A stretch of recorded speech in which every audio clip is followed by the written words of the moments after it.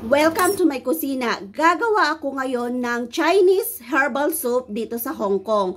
So ipapakita ko po sa inyo yung procedure natin kung paano ko to iluto. So ang ingredients ko po ay karne ng baboy, yung may buto-buto po yung pinili ko kasi yun po yung sinabi nung pinagbilhan ko ng soup na ganito.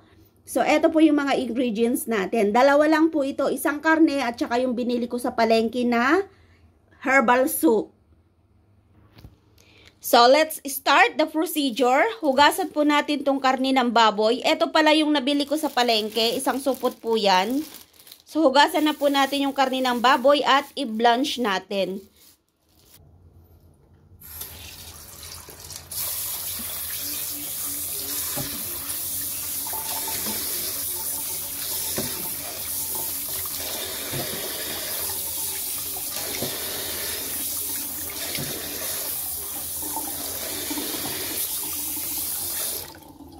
So, ready na po yung karne ng baboy natin. So, ito na po yung karne ng baboy natin. So, magpapakulo na po tayo ng tubig para ma-blanch natin itong mga buto-buto. So, ito po yung kalan na gagamitin natin. Electric stove po tayo. So, maglalagay tayo ng tubig dito. Nagpainit na po ako sa takore para mabilis kumulo yung tubig. Kailangan kasi nating i-blanch para maalis yung blood. Ayaw nila na may blood. Takpan natin yung kaldero para mabilis magkulo.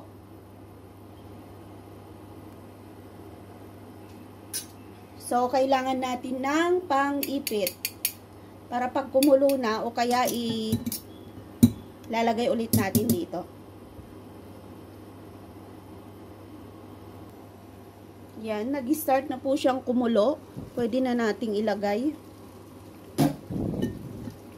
Lagay natin yung mga buto-buto para matanggal yung kanyang blood. At saka tanggalin din po natin yung taba kung may naisingit na taba nung taga-tinda kasi ayaw nila ng matabang soup. Yan. Lubog lang natin para balance yung pag-boil niya. So, off na natin yung kanyang fire. So, yan. So, tanggalin natin sa ano. Tanggalin natin dito sa kaldero.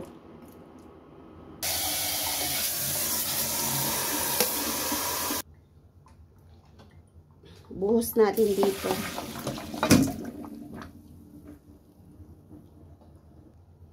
So, hugasan na rin po natin yung ating herbal. Ito yung sinasabi kong herbal, oh. Hugasan po natin bago natin iluto. Iluluto natin ng 1.5 hour.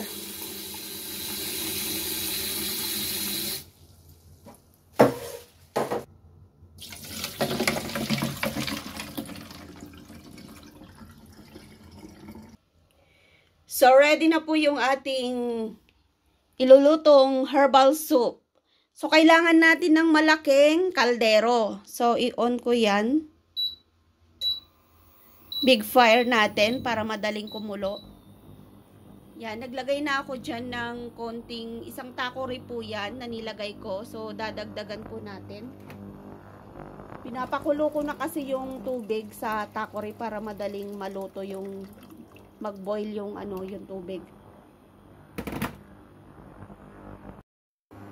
So, ganito po karami yung nilagay kong tubig, more than half dun sa kaldero. So, ngayon, hintayin nating kumulo. So, takpan ko muna at mamaya ilalagay na natin tong herbal, pang herbal soup natin at saka yung buto-buto. So, ipapakulo po natin yan ng 1.5 oras.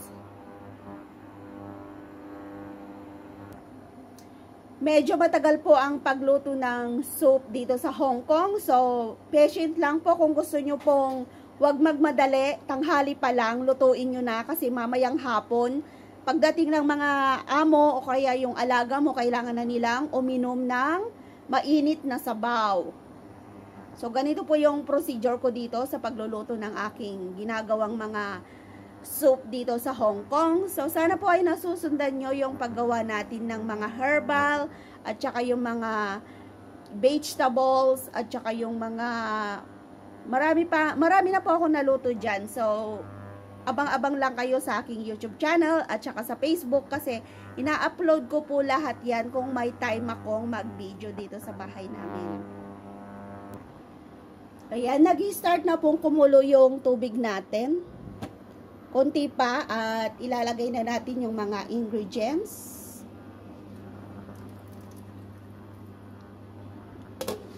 Konti pa. So, ayan, malakas na po yung pagbulwak ng tubig natin. Kailangan po talaga yung kulong-kulo. So, unahin nating ilagay yung karne ng baboy. Yung buto-buto. Tignan nyo po, pag na-blanch po yung karne ng baboy, walang lumulutang-lutang na kulay puti dyan. Kasi ayaw nila yung may lumulutang-lutang na kulay puti dyan sa tubig pag nilagay mo. So, kailangan mo talaga siyang i-blanch para mawala yung blood. So, ngayon, ang ilalagay na natin yung, yung herbal.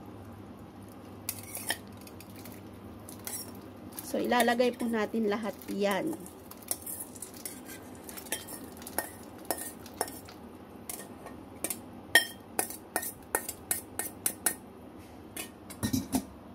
So, now, i-cover natin.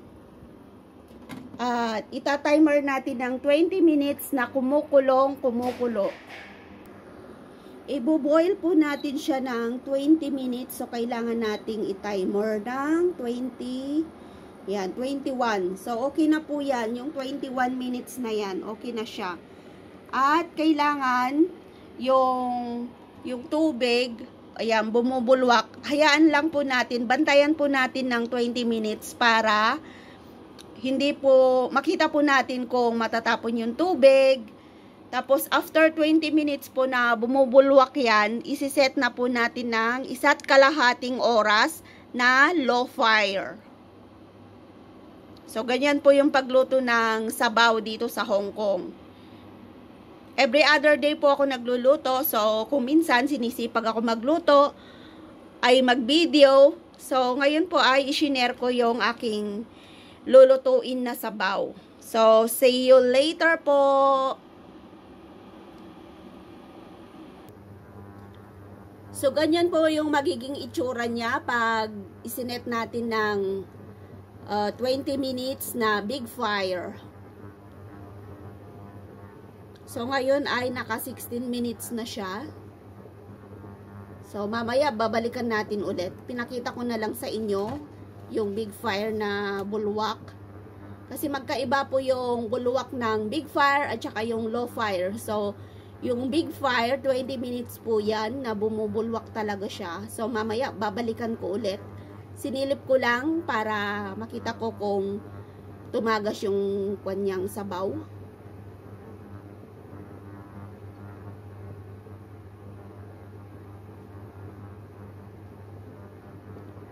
Pwede rin po nating lagyan ng chopstick para sigurado tayong hindi, matawag doon, hindi lalabas yung kanyang sabaw.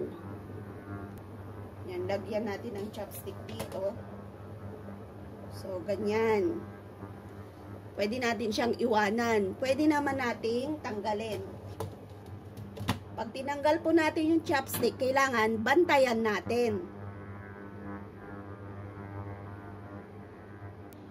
So, ayan po, naka 7 minutes na siya, na 7 minutes na lang yung natira.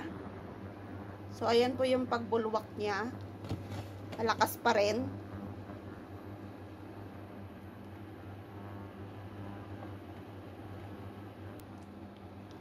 So, eto, bisitahin ko na naman dahil 1 minute na lang po siya. So, hintayin nating mag-off and then i-timer ulit natin siya ng 1.5 oras na medium fire na lang. Mahina na lang siya kasi baka masunog yung ating sabaw.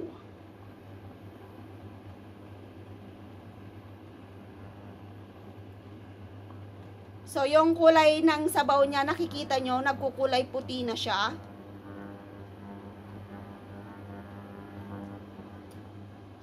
So, hintayin po nating matapos yung kanyang timer. Ito. Yan. Yan po yung kagandahan ng electric kasi may timer.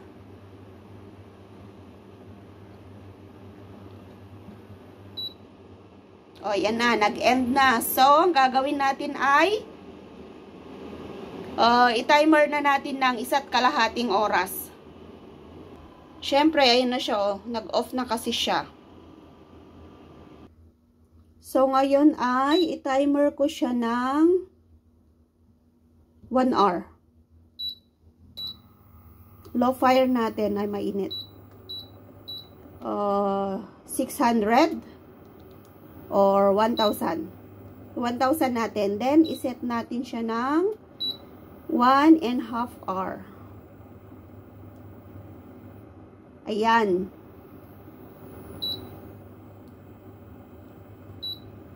So, ayan po siya. 1.5 hour. And then, ganito na lang po yung pag-boil niya dun sa kanyang bumubulwak na sabaw. Ayan na. Hindi na po siya malakas.